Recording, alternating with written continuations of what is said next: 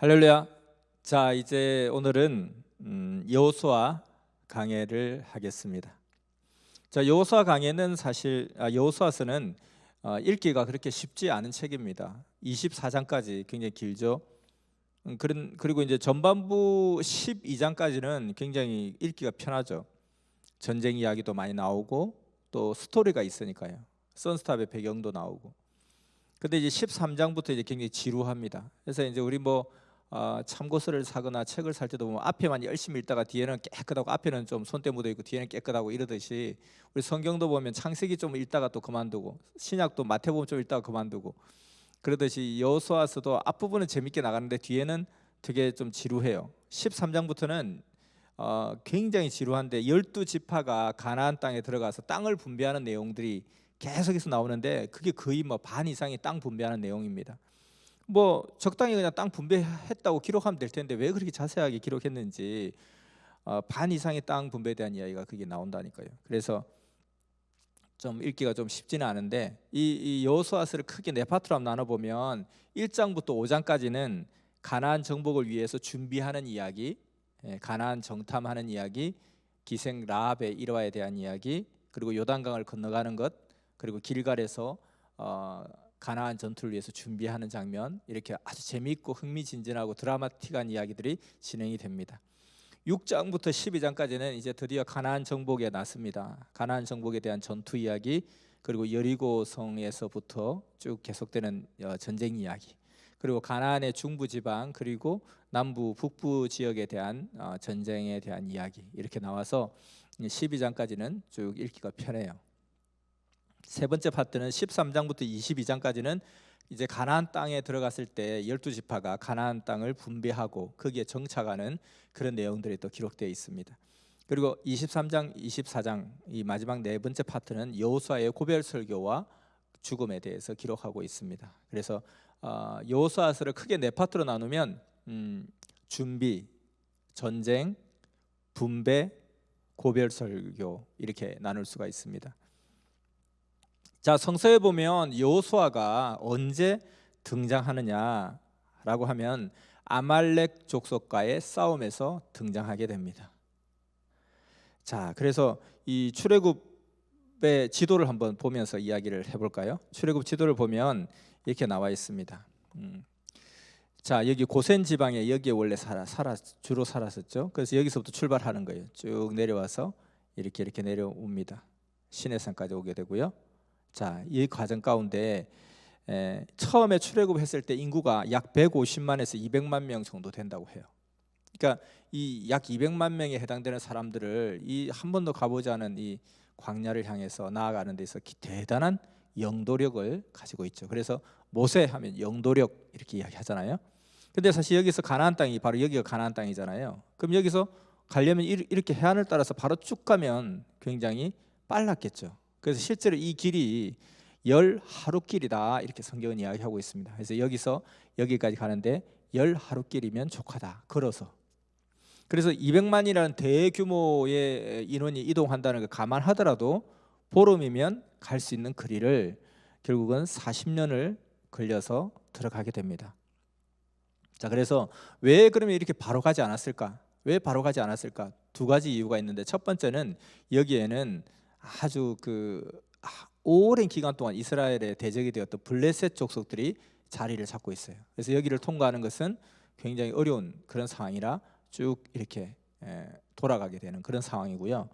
또 하나 또 이유는 이 애굽에서의 건성, 종의 건성 이런 것들을 버리고 그리고 하나님 정신으로 무장하는 그런 교육의 시간이 필요했던 그런 경험이 필요했던, 왜냐하면 노예로 계속 살았잖아요. 자유민으로 살지 못했잖아요. 그리고 하나님에 대한 교육을 받고 산 것이 아니라 우리 민족의 신은 하나님이다, 여호와 하나님이다 이런 의식만 가지고 존재하고 있던 터전에서 이제 자유롭게 나아가는 상황 가운데 이 가나안 땅에 들어가서 본향에 돌아가서 살 수 있는 그런 신앙적인 무장, 교육 그리고 종으로서의 가졌던 근성, 애굽 근성, 노예 근성을 좀 버려야 되는 그런 여러 가지 시간적인 여유가 필요했고, 또 하나는 교육이 필요했고 또 경험이 필요했고, 이런 상황 두 가지 이유로 이렇게 일단은 시내산을 향해서 일단 내려가게 됩니다. 자, 그래서 여기서 보면 쭉 내려오다가 여기 르비딤이라는 곳이 있죠. 르비딤이라는 이곳에서 처음으로 이제 출애굽 이후에 첫 전투가 벌어지게 되는데요. 그때 아말렉과의 싸움이었습니다. 그때 아론과 훌이 모세의 팔을 받치고 승리하도록 받치고, 그래서 팔을 들고 있을 때는 이기고 또 팔을 내렸을 때는 전쟁에서 지더라 하는 그런 내용이죠. 자, 여기 보면 이 장면이 바로 아말렉 족속과의 전투가 있었던 곳입니다. 그래서 여기 보면 위쪽에 높은 곳에 있죠. 이 높은 곳에서 모세가 팔을 막 들고 있는 거죠. 그렇게 하면 그 팔이 이제 아프잖아요. 팔이 아파서 팔이 자꾸 내려올 것 같으면 아론과 훌이 옆에서 팔을 이렇게 받쳐주는 거죠. 옆에 받쳐주면서 팔이 내려오지 않게. 근데 팔이 내려오니까 지고, 팔이 올라가니까 이기고, 그래서 이게 팔이 아파서 자꾸 내려오니까 팔을 떠받쳐주는 거죠. 여기를 이렇게 떠받쳐주는 거죠. 자, 그래서 기도했던 장소가 바로 이 장소라고 추정이 됩니다. 뭐 이 꼭대기 올라갔는지 여기인지는 몰라도 이 장소가 하나 지금 현재로는 추정되는 장소라고 그렇게 이야기하고 있죠. 그래서 이 장소가 아마 요즘 어딜까? 그래서 전투가 여기서 벌어지고 있는 거예요. 근데 신기한 게 정말 그 모세의 팔이 내려오면 전투에서 막 밀리기 시작하는 거예요. 근데 팔이 올라가니까 다시 또 막 밀어붙이기 시작하는 거예요. 그래서 사람들은 전투가 어디서 벌어지냐면 여기서 벌어지고 있는데, 실질적으로 전투의 그 어떤 조종은, 그 전투의 어떤 그 승패는 어디 좌우되냐? 여기에서 좌우되더라는 거예요. 여기서 싸우고 있지만 여기서 좌우되더라는 거예요. 이건 하나의 형식이고, 어떻게 보면 우리가 막 게임을 막 할 때 보면 여기서 게임을 막 조정하는 거예요. 근데 여기서는 화면에 나타나는 현상이죠. 그럼 결국은 승패가 어디서 나타나는 거예요? 여기서 나타나는 게 아니라 여기서 나타난다는 거예요. 그러니까 결국 뭐냐면은 기도가 일이라는 거예요. 우리가 어떤 일을 할 때에 실제로 일어나는 현상은 현장에서 일어나지만, 결국 그 현장에서 일어나는 그 싸움의 승패가 어디서 좌우되느냐? 기도하는 자리에서 좌우된다는 거예요. 그래서 오늘 하루에 내가 삶 속에서 내가 말을 하고 만나고 또 협상하고 이러면서 어떤 일이 진전되고 승패가 좌우되고 하지만, 결국은 그것에 대한 결과, 그것에 대한 이기고 짐은 어디서 결론되느냐? 기도하는 자리에서 결론된다. 이것을 확실하게 우리가 다시 역사적 사실을 통해서 인식을 해야 되겠습니다. 그래서 기도한다고 되냐가 아니라 뭐 기도나 해보자, 기도나가 아니고 기도한다고 되냐가 아니라 기도부터 하자. 기도가 일이다. 기도가 승패를 좌우한다. 기도가 핵심이다. 이런 것들을 우리가 이 아말렉 전투에서 확실하게 이제 느낄 수 있던 거죠. 그래서 이때 모세가 여기서 아론과 훌이 받쳐주면서 손을 들고 있을 때, 이 실제로 그 어떤 몸이 되어 싸우는 선봉대장이 누구냐? 여기에서 여호수아였다는 거예요. 그러니까 여호수아는 굉장히 온몸으로 확실하게 느꼈겠죠. 본인이 직접 앞에서 진두지휘하고 직접 싸우니까 이렇게 갑자기 우리가 잘 되지? 보니까 모세의 팔이 올라가 있는 거죠. 근데 이렇게 지금 자신이 있어도 왜 밀리지? 모세의 팔이 지금 내려가고 있는 거예요. 그래서 여호수아가 이때 성경에 이제 등장을 하고 있습니다. 그래서 이 아말렉과의 싸움에서 여호수아 등장하게 되고, 그리고 그 이후에 이제 모세의 아주 신복이 되고 모세를 수종하는 자가 되고, 그래서 나중에 이제 지도에 보면 이 르비딤에서의 아말렉과의 싸움 이후에 시내산에 내려오죠. 이 시내산에서 올라가서 십계명을 받잖아요. 이 십계명을 받으러 올라갈 때 이때 데리고 가 대동한 사람이 누구냐면 여호수아였습니다. 그래서 여호수아와 함께 시내산에 올라서 시내산 밑에 머무르게 하고 모세 혼자 올라가서 십계명을 받아오게 되죠. 자, 이래서 결국 이제 이 시나이 반도 남쪽 아래 여기 시내산에서 있다가 여기에서 이 시내산까지 가는데 2개월이 걸렸습니다. 여기서 이제 아말렉과의 전투도 있었고요. 그래서 이동하는데 2개월 걸렸고, 시내산에서 십계명을 받고 나서 여기에서 이제 성막을 만들고 제사법과 성김법을 교육하면서 11개월을 머물게 됩니다. 여기에서 이제 그 11개월을 머물게 되고요. 자, 그래서 다시 올라갑니다. 가나안을 향해서 진군을 하죠. 그래서 여기 와서 가데스 바네아라는 이 지역에 왔어요. 바로 이제 이스라엘을 목전에 두고 이스라엘 가나안 땅을 목전에 두고 있는 그곳이잖아요. 여기에서 정탐꾼을 보내게 됩니다. 그래서 이 12지파의 한 지파의 대표 한 명씩 해서 12지파에서 뽑은 12명의 정탐꾼을 여기에 들어가게 하죠. 들어가게 했을 때 이제 우리가 알다시피 여호수아와 갈렙만은 이제 선평을 하게 되죠. 그리고 나머지 10명은 악평을 하게 됩니다.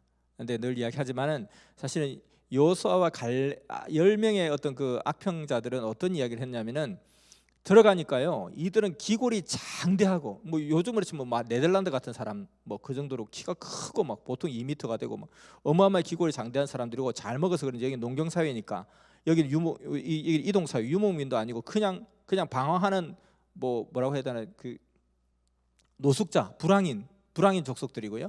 근데 여기는 완전히 그냥 정착 부자 떵떵거리는 부자들이 잘 먹어가지고 굉장히 기골이 장대한 사람들이었어요. 그러니까 보니까 우리는 그들 앞에 메뚜기에 불과합니다 이런 이야기를 하죠. 그런데 여호수아와 갈렙은 무슨 소리 하십니까? 그들은 우리의 밥입니다 이렇게 이야기를 하죠. 그래서 결국은 이제 10명의 어떤 사람들이 악평을 했다지만 사실 이 사람들이 팩트를 정확하게 본 거예요. 10명이. 왜냐하면 상대가 안 되죠. 사실 여기는 자기 오랫동안 여기 정착했던 사람들이고 경제력이 풍성하고 체력이 왕성하고 무기가 발달되어 있고 싸우면 백발백중 질 수밖에 없다.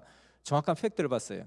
근데 팩트를 봤는데도 그게 악평이라는 거예요. 악평은 뭐 거짓말해서 악평이 아니라 아주 정확한 팩트를 봐도 악평이 될 수 있어요. 왜? 악평과 선평의 그 기준은 뭐냐면은 하나님의 역사하심을 포함시켰을 때는 선평이 되는 것이고 하나님의 역사하심을 배제했을 때는 그게 악평이 되는 거죠. 그래서 이와 같이 여호수아와 갈렙이라고 해서 그것을 못 받겠습니까? 저들이 이제 우리보다 힘이 약하다 생각했겠어요? 여호수아와 갈렙도 똑같은 팩트를 보았고 사실을 보고 똑같이 판단했을 거예요. 그렇지만 여호수아와 갈렙은 저들이 비록 기골이 장대하다 할지라도 하나님이 우리와 함께 하시면 능히 저들을 이길 수 있다. 우리가 여기서 나올 때 애굽에서 나올 때도 어떻게 나왔냐? 우리가 힘이 있어 나온 거냐? 우리가 힘이 세서 싸워서 나온 거냐? 아니지 않냐? 하나님의 절대적인 권능으로 상상할 수 없는 하나님의 역사하심으로 우리가 여기서 벗어날 수 있었고 또 추격하는 그들을 따돌린 게 우리가 물을 가다 가지고 강감찬 장군이 물을 가뒀다가 기주대접을 승리했던 것처럼 우리가 홍해 물을 갖다 가뒀다가 들어올 때만 다 쏟아부어 가지고 수장시키고 그거 아니지 않냐?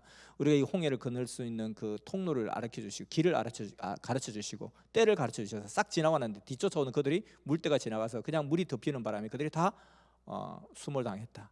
이런 모든 광 그리고 지금까지 오면서 약 1년여 남짓 1년 이상 이렇게 오는 과정 가운데 하나님이 역사하신 아말렉 전투와의 경험 이런 모든 걸 통해서 볼 때 우리가 우리의 힘으로 나온 것이 출애굽한 것이 아니고 우리의 힘으로 그 추격하는 애국 군대를 따돌린 것도 아니고 우리의 힘으로 아말렉 전투에서 이긴 것이 아니라 하나님이 함께 하심으로 말미암아 이긴 것 아니냐. 그와 같이 그렇다면 그들은 우리의 밥입니다 라고 했던 거예요. 그래서 우리가 항상 어떤 신앙적 사고를 가질 때 사실이 그렇지 않냐 이렇게 이야기만 할 게 아니라 사실이 그렇다. 그렇지만 그럼에도 불구하고 하나님이 역사하시면 그 사실 위에 놀라운 하나님의 능력으로 이것을 감당할 수 있다. 이것이 신앙인의 자세고 그것이 우리가 하나님을 믿는 이유라는 것이죠. 그래서 최선을 다하지만 그러나 그 속에 하나님의 역사하심이 있다. 자, 그래서 이때 아무튼 절대 다수가 이제 악평을 함으로 말미암아 1일을 1년으로 40일 정탐한 것을 계산해서 40년 방황을 한다 이런 이제 탄감을 받게 되죠. 그래서 사실은 이때부터 이제 가네스 바네아까지 왔죠. 여기서 빙 한 바퀴 돌고 다시 돌아서 내려갔다가 이렇게 해서 올라가서 여기까지 이렇게. 그러니까 40년 방황했다니까 여기서 뱅뱅뱅뱅뱅 그 자리에 돈 게 아니고요. 이 절대 이 코스를 보면 이렇게 나오는 거예요. 이렇게 여기까지. 자, 보면 그러면 여기까지가 지금 2개월 걸렸다 했어요. 여기서 11개월을 머물렀죠. 그럼 13개월 지났죠. 여기까지 6개월 지났어요. 약 19개월, 20개월.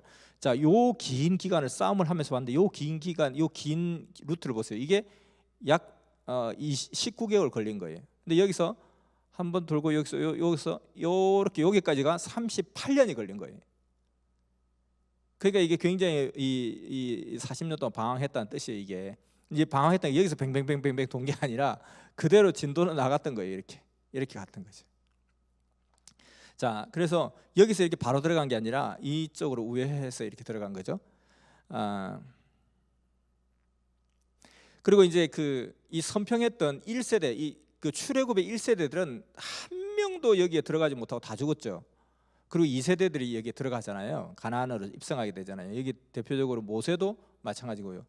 근데 유의하게 여호수아와 갈렙, 선평했던 여호수아와 갈렙만이 여기에 1세대 중에 유의하게 들어가게 됩니다. 이와 같이 우리가 항상 하나님의 역사하심에 대해서 선평하고 믿음을 가지고 아멘하면서 따를 때 또 새로운 역사를 향해서 나아갈 수가 있다는 것입니다. 자, 이제 이렇게 보면 여기 아카바만이라고 있죠. 여기가 바로 이제 그 모세가 그 40년 동안 연단을 받았던 미디안 광야가 바로 여기가 미디안 광야예요. 자, 그래서 이제 여기서 이제 들어오는 과정 가운데 이게 지금 가나안인데 실질적인 이스라엘 땅이 여기잖아요. 이게 지금 원래 자기들 본향인 가나안이었어요. 근데 좀 더 넓게 이야기하면 여기도 가나안이라는 거예요. 여기가 사해, 요 위에가 요단강이에요. 그래서 물이 흘러서 요단강이 흘러서 결국 거하는 곳이 바로 이제 사해 바다인데요. 자, 여기 갈릴리 호수고요. 여기가 요 위에 여기가 갈릴리 바다, 여기가 사해. 그다음에 요 과정 연결하는 요 강이 요단강이에요. 그래서 이제 이렇게 이 원래 본향인 가나안 땅을 들어가기 전에 어떻게 보면 가나안의 동편, 이쪽이 아시아고 이쪽이 서양이잖아요. 그러니까 이쪽이 동편이죠. 가나안의 동편, 여기서부터 여기까지는 모세가 계속해서 이제 싸움을 하면서 들어갑니다. 자, 그래서 이 가나안 요단강을 중심으로 가나안 동편, 서편으로 이렇게 나눠지는데요. 이 가나안 동편을 점령하고 본격적으로 이제 요단강을 건너서 이렇게 들어가는데, 들어가기 전에 이 점령한 요 가나안 동편에도 이제 땅을 분배하게 돼요. 그래서 르우벤 지파, 갓 지파, 므낫세 지파, 이렇게 세 지파에게 땅을 분배를 하게 됩니다. 가나안 동편을 차지하고요. 자, 그래서 여기서 이제 같이 이제 요단강을 건너서 이제 비로소 이제 여기 들어가게 되죠. 이 느보산이라고 있죠. 느보산 여기 보이죠? 이게 지난번 신명기 때 이야기했죠. 이 느보산에서 건너편 가나안을 바라보면서 모세가 여기서 이제 마지막 유언의 설교를 하고 이제 여기서 이제 임종하는 그런 일들이 있다 했대. 이 느보산이라고 그랬죠. 이 느보산이 바로 그 여기입니다. 그래서 여기까지 이제 모세가 노정을 40년 인도를 한 거예요. 이렇게 인도해 왔습니다. 자, 그리고 여기에 들어가기 전에 이제 땅을 분배를 합니다. 그죠? 르우벤, 갓, 므낫세 지파 이렇게. 그렇게 들어가는데 우리는 땅을 차지했으니까 우리는 이제 여기 계속 살랍니다. 그러진 않고요. 그 르우벤 지파, 갓 지파, 므낫세 지파는 다른 그 족속들은 다 여기에 이제 땅을 분배했으니까 여기에 살고요. 그러나 이제 뭐 같이 점령하는 데 같이 동참해야죠. 같은 민족이고 같은 팀이니까. 그래서 이 장정들만 전투할 수 있는 장정들만 뽑아서 같이 이렇게 가나안 정복에 동참을 하게 됩니다. 그리고 나머지 이제 백성들은 여기에 이제 거하게 되고요. 자, 이제 가나안 정복의 역사가 이제 시작이 되는데요. 이 들어갈 때 여호수아에게 하나님이 하신 말씀이 있죠. 담대하라. 그래서 여호수아하면 담대 이렇게 이야기하잖아요. 담대하라. 그래서 내 신을 벗으라, 내 발에 신을 벗으라 이렇게 또 이야기도 하고요. 자, 그래서 이 사실 여호수아는 이 가나안에 들어갈 때 굉장히 부담이 많이 됐을 거예요. 왜냐하면 그 앞에 위대한 영도자 모세를 자기가 섬기면서 봤잖아요. 하나님과 대면했던 모세를 대신한다는 게 너무너무 큰 부담이었고, 이제 지금까지 왔던 것에 이제 결론을 지어야 될 그런 이제 하이라이트의 그 시간이 다가왔는데 그 무대를 자기가 이제 지휘해야 되는 그런 상황이 됐던 거예요. 그래서 굉장히 부담이 되었을 거예요. 근데 이제 그 마음을 가지고 굉장히 하늘 앞에 기도했을 때 담대하라 이런 이제 말씀을 주신 거죠. 그래서 우리도 어떤 상황 가운데서 정말 내가 감당할 수 있을까, 내가 이걸 할 수 있을까 이런 마음이 들 때가 있을 거예요. 그럴 때 이 요단강을 목전에 둔 여호수아의 심정을 생각하면 됩니다. 그래서 그때 담대하라, 내가 저들을 너희에게 붙였으니 담대하라, 너는 담대하라 그런 마음. 그리고 내 발에 신을 벗으라, 정결하라 이거죠. 정결하고 담대하라. 내가 어떤 그 큰 일을 내가 해야 되는 책임을 맡았을 때는 못한다 하지 말고 자기를 먼저 정결하게 하고 하나님 역사할 수 있도록, 하나님 온전히 임재할 수 있도록, 임할 수 있도록 깨끗하게 자기를 정돈하고, 그리고 이제 담대한 마음을 가져라. 하나님이 나와 함께 하시면 능히 이길 수 있다. 하나님 나와 함께 주시옵소서. 그건 내가 하나님과 절대 함께 할 수 있는 여건을 만들어 놓으면 하나님 나에게 역사를 하신다는 겁니다. 자, 그렇게 하면서 이제 요단강을 건너가는 거예요. 자, 이 요단강을 건너면서부터 본격적인 가나안이잖아요. 그래서 우리가 뭐 흔히 뭐 찬송가 가사에도 그런 것도 있고, 우리가 하는 말 중에 요단강 건너서 뭐 거기서 만나세요. 요단강을 건넌다는 것이 이 세상에서 죽고 하늘나라 간다 그런 뜻으로 쓰이잖아요. 그래서 요단강 건넜네, 우리는 뭐 밥숟갈 놓았네, 무슨 뭐 그냥 돌아가셨네, 뒤지셨네, 여러 가지 있지만 요단강 건넜네 하는 것은 뭐냐면 천국 갔다 이거예요. 천국 갔다, 예수 믿다 천국 갔다 이거잖아요. 그러니까 이 요단강이, 왜냐하면 요단강을 건너가면 가나안에 가기 때문에, 그래서 결국 내가 죽었다는 것은 천국 가는 것이기 때문에, 그래서 요단강 건넜다 이 표현을 쓰는 거예요. 요단강, 그 요단강이 하나의 지금 그런 개념입니다. 요단강을 건너서 이제 들어가는 거예요. 자, 그래서 지금은 요단강이 굉장히 뭐 그냥 실개천 같이, 어떻게 보면 요 안양천 같이 뭐 그렇게 보이는데, 그때 당시에는 굉장히 큰 강이었다고, 지금 많이 말라서 이제 그렇게 되어 있는데 그때는 그랬다고 기록이 되어 있습니다. 그때는 큰 강이었다. 근데 건널 때 어떻게 건너가느냐? 앞에 법궤를 앞세우고 이제 건너가게 됩니다. 그리고 이제 제사장들이 이제 법궤를 들고 먼저 지나가고, 그리고 한 1km 정도 떨어져 가지고 행군이 시작됩니다. 아니 이렇게 바짝 붙어 가야 되는데 왜 이렇게 멀리 떨어져 있을까? 전 이스라엘 민족들이 그 법궤가 지나가는 것을 보게 하려고 그렇게 거리를 둔 거죠. 자, 그런데 제사장들이 이제 요단강을 딱 건널 때 발을 담궜을 때 요단강이 갈라지는 역사가 일어났다고 했습니다. 요단강이 갈라지는 역사가 이때 일어났다는 거예요.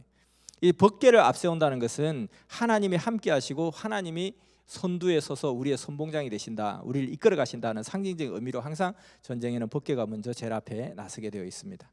자, 그래서 이 요단강을 건너서 이제 길갈에 진을 치게 되는데요. 길갈에 이 여리고 있는 요 바로 조금 위에 여기가 길갈에 여기 진을 치게 됩니다. 그래서 요단강을 건너서 가나안 땅에 들어간 가장 가까운 곳에 이제 진지를 구축하고 이게 베이스 캠프를 이제 친 거예요. 여기서부터 이제 하나하나씩 이제 밟아 들어가는 거죠. 자, 길갈에 이제 진을 치게 됩니다. 자, 여기서 이제 길갈에서 어떤 일이 일어났냐면 가나안 땅을 딱 들어가자마자 요단강 건너 가나안 땅을 들어가서 길갈에 진을 칠 때 그때부터 이 40년 동안 자기들을 하나님이 먹여 살던 만나가 이게 그쳤다고 했습니다.